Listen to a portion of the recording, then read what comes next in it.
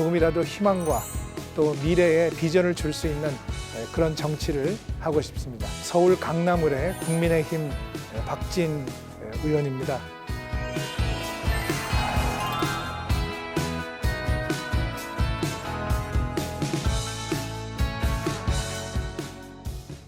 네, 첫 번째는 도전이고요. 두 번째는 경험, 그리고 세 번째는 헌신인 것 같습니다. 저는 어릴 때 탐험가가 되고 싶었습니다. 그래서 새로운 것을 찾아다니는 그런 직업을 갖고 싶다 이렇게 생각을 했던 적이 있는데 이제 중학교 들어가면서 의사가 돼야 되겠다 이런 생각을 했습니다. 그건 집에서 저희 아버님이 또 의사를 하고 계셨기 때문에 그런 것도 있지만 또 다른 사람들을 고쳐주는 것이 대단히 큰 의미 있는 일이다 이렇게 생각을 했는데 제가 고등학교를 진학을 하면서 미국의 대통령이 중국에 가서 중국의 주석을 만나서 미국과 중국이 손을 잡게 됐는데 그 당시엔 그걸 대탕트라고 이렇게 얘기했습니다. 긴장 완화 또는 뭐 긴장 해소 이런데 이걸 보면서 이거 참 대단하다. 이게 외교라는 게 이렇게 중요한 거구나. 그런 생각을 가지게 됐습니다. 법대에 가서 국제법을 공부하고 이제 외교관이 됐습니다. 그리고 이제 군대를 마치고 국비유학생에 응시를 해서 다행히 합격을 해서 미국과 영국에서 공부를 하고 돌아왔습니다. 나이가 들면서 생각이 이제 계속 바뀔 수 있다는 것을 제가 알았고 그 생각에는 결국 뭔가 도전해야 되겠다 하는 그런 그 마음이 있었기 때문에 결국 그렇게 되지 않았나 이렇게 생각을 합니다. 영국에서 공부를 마치고 대학 교수를 하고 있었습니다.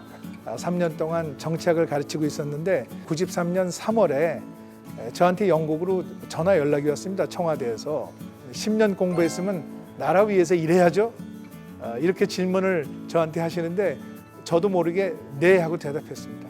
뭔가 국비유학생으로서 나라를 위해서 일할 수 있는 그런 기회가 주어졌구나 하는 그런 생각이 들어서 제가 들어오게 된 것입니다. 그래서 처음에는 이제 공보비서관 그리고 그 다음에는 정무비서관 그리고 대통령 그 정상회담할 때 영어 통역을 제가 전담을 맡아서 했습니다. 그래서 국정을 운영하는 데 있어서 여러 가지 많은 문제들이 있고 그것을 조정하면서 나라를 이끌고 가는 것이 대통령의 책임인데 제가 옆에서 볼 수 있었습니다. 그래서 그 정치에 대한 눈을 뜨는 계기가 됐지 않았나 이렇게 생각을 합니다. 정치인의 생활은 자기 자신보다 자기 지역 그리고 나라 이것을 생각할 수밖에 없는 것 같습니다. 아침에 일찍 나와서 이제 민심을 경청을 하고 또 국회에 출근을 해서 법률을 만들고 또 예산을 검토하고 정말 하루가 금방 지나갑니다. 그런데 그 보람을 느끼는 것은 나라에 이바지할 수 있고 국민들한테 좋은 그 정치를 할 수 있다 하는 것이 가장 큰 보람인 것 같습니다. 그래서 헌신에 관한 그 생각, 의식이 없으면 힘든 직업이다 이렇게 생각을 합니다.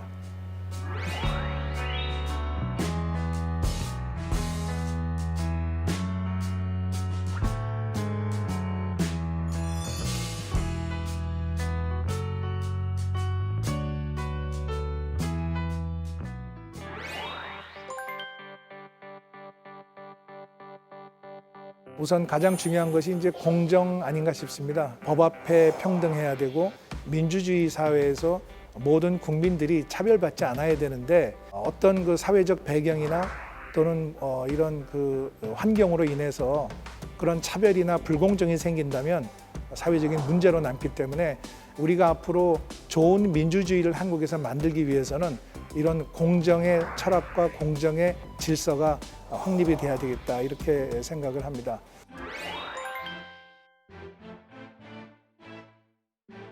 (4월) 총선에서 저희들이 이 투표율로 보면 한 뭐 8.4% 정도 차이가 나서 이제 선거에서 졌습니다만은 실제 의석수로 보면은 거의 뭐 7, 80석 차이가 아주 현격하기 때문에 이 다수결의 원칙에 따라서 그 야당이 아무리 좋은 안을 내도 그 여당이 수로 눌러버리면 어떻게 할 수가 없는 그런 이제 구조가 됐습니다.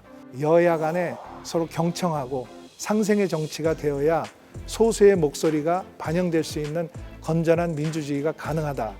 이렇게 생각합니다. 그래서 여야의 상생과 협력을 그냥 말로만 할 것이 아니라 실제로 실천하는 그런 국회가 됐으면 좋겠다. 이렇게 생각을 합니다.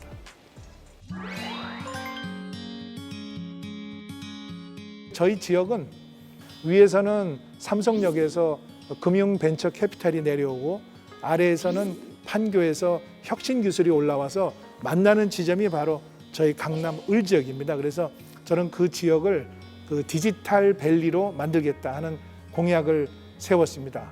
저희 그 지역에는 또 로봇 고등학교도 있고 또 ICT 리빙 랩이라고 해서 중소기업 벤처부와 강남구청에서 지원하는 그 로봇 특화 R&D 구역이 있습니다. 그래서 이런 스타트업들이 많이 들어와서 이런 그 디지털 생태계를 만들면 일자리도 창출이 되고 또 젊은 분들이 와서 신나게 일할 수 있는 그런 지역으로 앞으로 바뀔 것으로 기대를 하고 또 그렇게 만들도록 하겠습니다.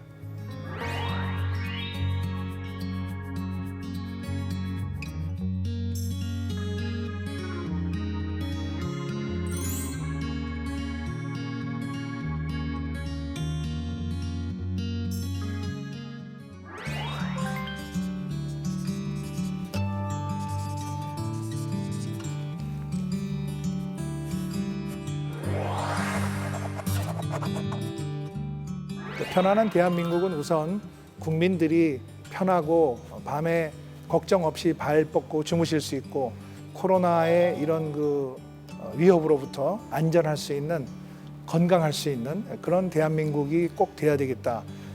그 지금 가장 중요한 문제는 뭐 전 세계적으로 이렇게 그 코로나 팬데믹이 확산이 되고 있고 지금 너무 어려운 것 같습니다. 그래서 편안한 대한민국 그것이 우리 정치의 가장 큰 첫 번째 과제다 이렇게 보고 있고요. 두 번째 잘 사는 대한민국은 경제가 발전되고 또 이런 그 소득 분배가 잘 이루어져서 누구나 다 내가 열심히 일하면은 잘 살 수 있는 그런 대한민국이 되는 것이 아주 중요하다 이렇게 생각합니다.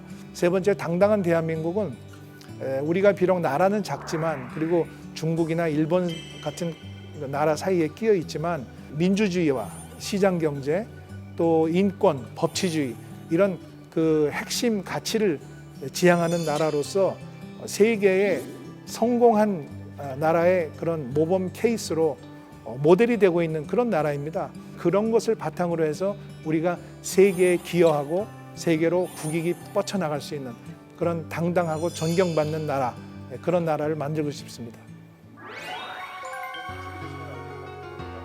네.